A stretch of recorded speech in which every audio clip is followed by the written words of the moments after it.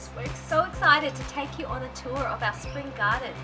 Just in the past 2 weeks, it feels like everything has just exploded back into life, and there's green and flowers and fruit popping up everywhere. We can't wait to show you all the interesting things we've got growing. So why don't we get started? Follow me.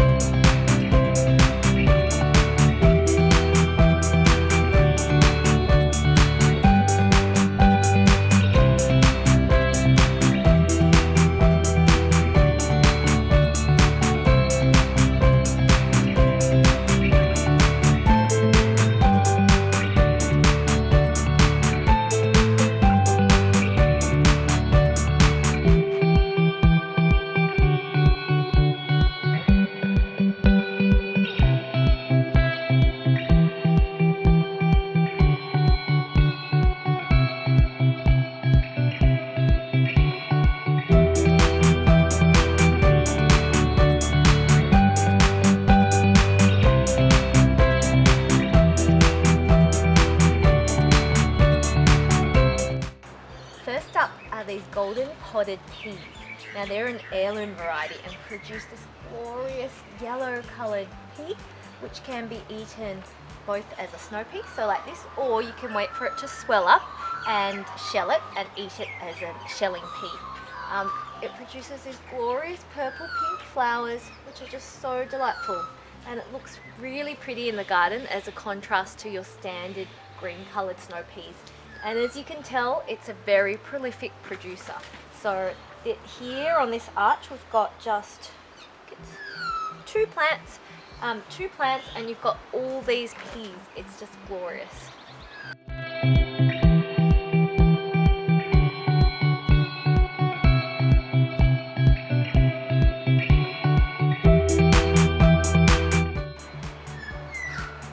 Next up, we have an absolute must grow. These are called the Yukomo giant snow peas. We've grown so many different varieties of snow peas over the years, and these are the ones that we've whittled them down to. They're just absolutely humongous, and the benefit of them is they never get stringy. So you can eat it both as a snow pea, and even when it gets longer than the palm of your hand, it's still tender and sweet, and it's never tough. Or you can eat it as a shelling pea, and it's so sweet. It's got probably one of the highest sugar contents of all of the snow peas that we've ever tasted. And look at this size. One is like a meal. You only need a couple of these for a salad. And it also produces glorious pink purple flowers that rival a sweet pea. So this is definitely a variety for eating and for its beautiful flowers, and we highly recommend it.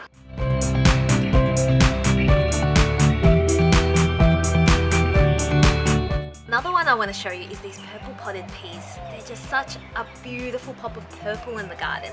Now these are just started to produce because we planted them a little bit later, and that's a tip that I have for all snow peas and peas, is to stagger your planting.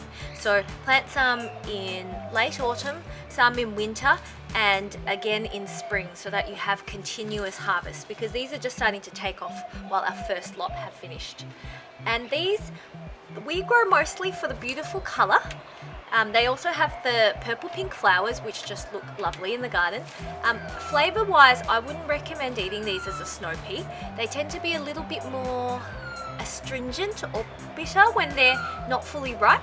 They're much better eaten as a shelling pea. So let it grow to full size, let them plump up, and throw out the outside, put it in your compost, and eat the glorious little green peas inside. They're really great when cooked in particular. The flavour comes out, and it's so much sweeter tasting. So these are best eaten as a cooked shelled pea.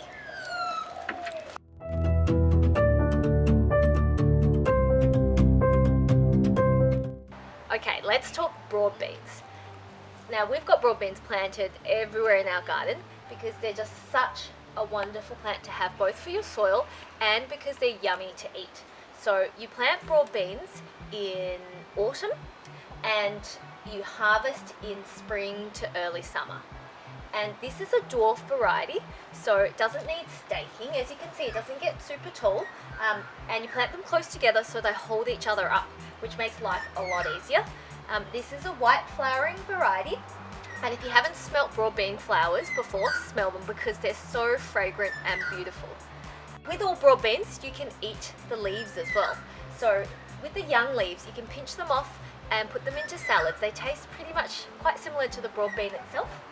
And ours are just flowering and little pods are forming, but we'll probably harvest maybe in the next couple of months. As you can see here, we've got a forest of broadbeans going. Now broadbeans are so good for the soil.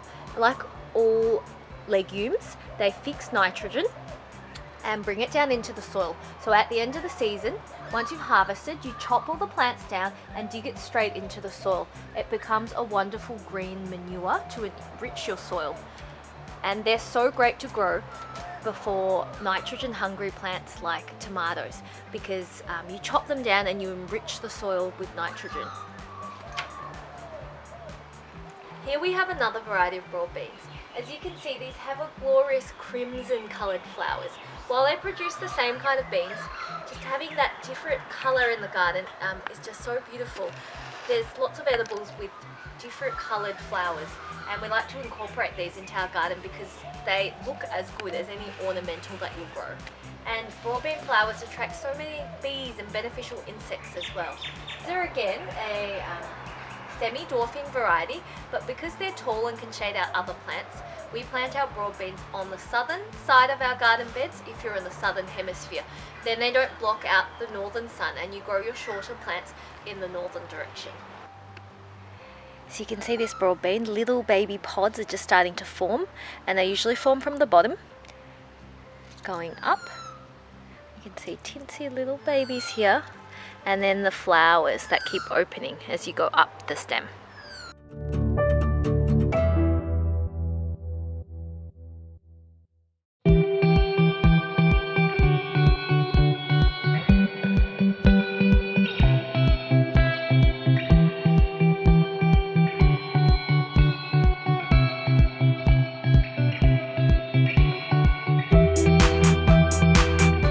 As you can see, we've also got broadbeans planted all under our fruit trees to make the most of the space, because we live in a small urban backyard and we've got to cram every inch full of productivity.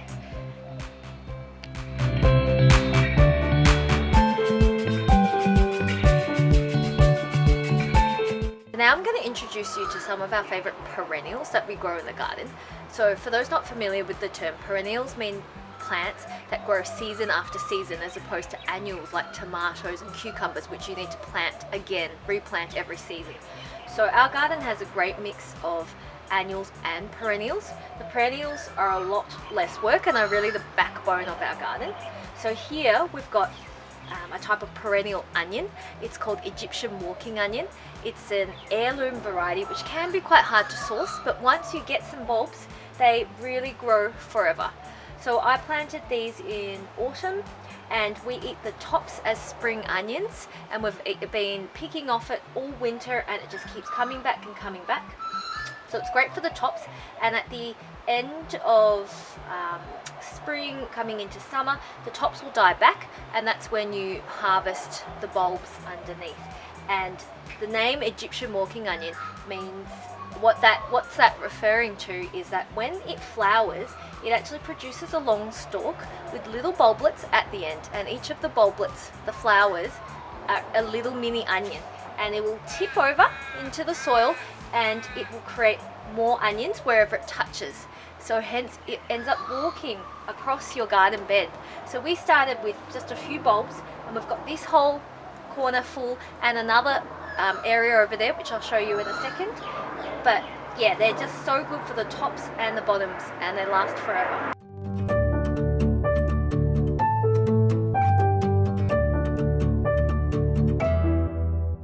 So here's our other bed of perennial onions. There's a mix in here of potato onions, shallots, and Egyptian walking onions, and they all work in a similar way.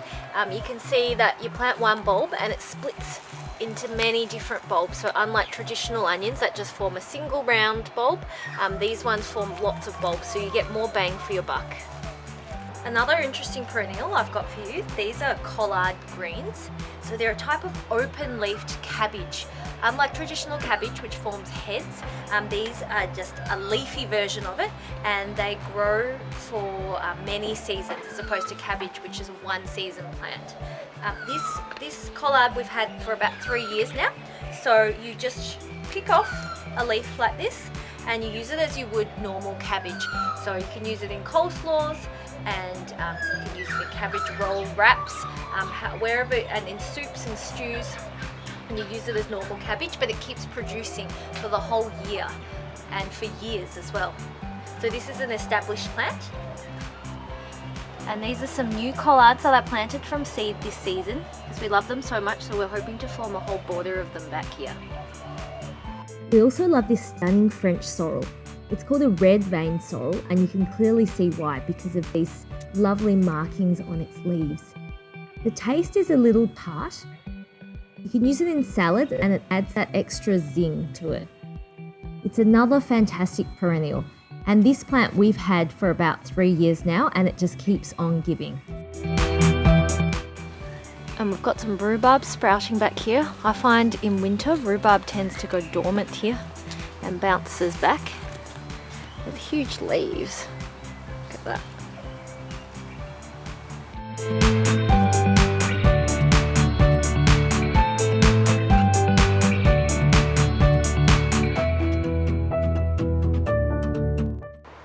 Because we have quite a shady garden, for broccolis we much prefer the sprouting varieties of broccoli. So this is a purple sprouting broccoli, and it's a couple of years old now, so you can see it's almost as tall as me. What we love about them is they're much quicker to produce. So you just pick off the little broccoli heads when they form, and you get this continuous harvest of these broccolini-like side shoots, which we find much better for cooking and eating than a huge head of broccoli, which you kind of have to harvest and eat all at once. So this, if you plant these seeds back in autumn, you will have a continuous supply of broccoli all through autumn, winter and summer. And as you can see, we leave our plants as perennials, so this one has been giving us food for the past couple of years. Another type of broccoli that's quite different to the usual ones you buy in the shops is this Italian heirloom variety called Spigariello. It's a curly broccoli which is eaten for its leaves, not its heads. And this is our first season trying it, and we're so pleased with the results. So you just pick off these curly looking leaves, and they have the same taste as broccoli, and so it's known as a leaf broccoli, which is also great for shady yards because it takes such a long time to produce that big head of broccoli, whereas with these varieties, the sprouting varieties and the Spigariello, we can be eating broccoli throughout the whole season and we don't have to wait for a big head to form. Look at these gorgeous Chinese broccoli, or gailan, which I grew from seed from last season off our best plant. And you can see these lovely shoots, so you harvest it from the stem from here and you can stir fry it. So this has just started producing.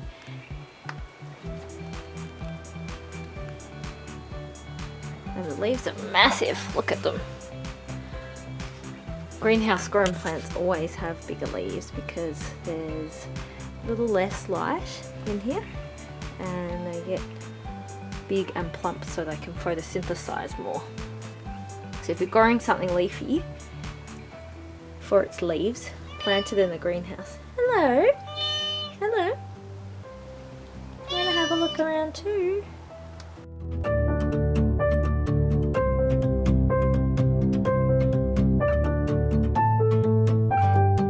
Now I'm going to show you some of the leafy greens we have growing in our garden.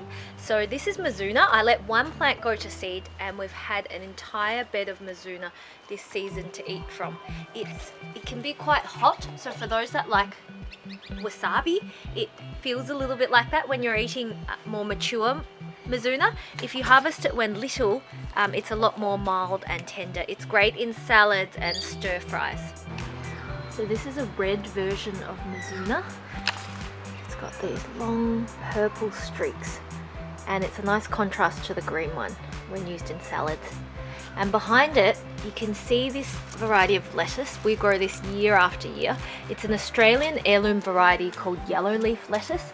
It forms these crinkly, almost neon green leaves, and it's a leafing variety, so not a heading variety, which means you can harvest continually. And it's really tender and doesn't turn bitter even when it gets old or goes to seed. This is a giant red mustard. The leaves are so crinkly and stunning. So if you're doing some foodscaping, this is a great one to have around the garden, not just for its looks, but also its taste. It's again in the mustard family, so it's a little bit hot, but is milder when picked young.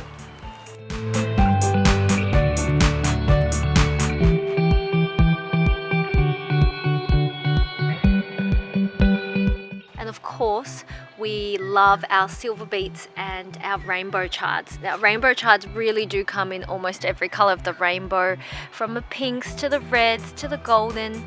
It's really pretty. While they're not my favorite green for just stir frying and soups, they are really good as a green to bulk out like a pie or a palak paneer if you're making a curry.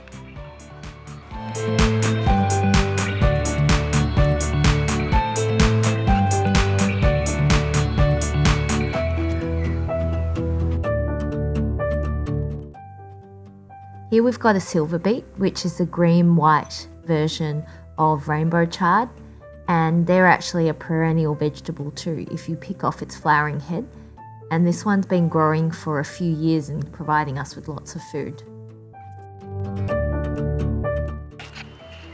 This is one of our favourite varieties of lettuce. This is called lettuce all year round, and just looking at it you can see what a tender, delectable lettuce it is. While it does form heads, you can harvest the outer leaves and start eating as soon as it's of a good size. Like, look how tender and buttery that is. And the colour, it's like a neon yellow green. It's really pretty as well. This is another variety of lettuce we like to grow. It's called Freckles lettuce, or it has a very long German name as well, which I'm not going to try and pronounce here. It's a good heat tolerant variety and has really cute freckles. Just love it. And this is a pretty variety of French lettuce that we grow.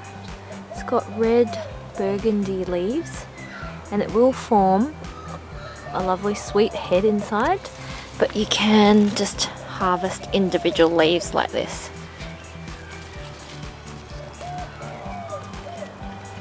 And it looks really pretty in a garden border because of its deep tones. And in our pond we've got Lebanese watercress,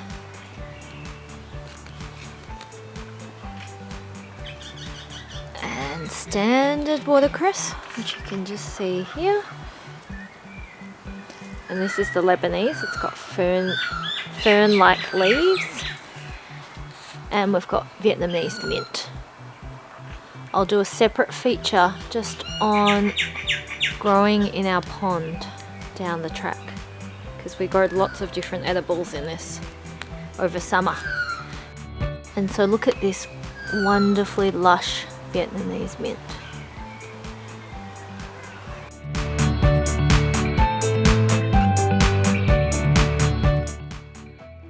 Thank you so much for watching. We hope you enjoyed this spring veggie tour. There's lots more coming up, including a look at the unusual and delectable fruits in our food forest. Please like and subscribe, and you'll be the first to hear about new videos.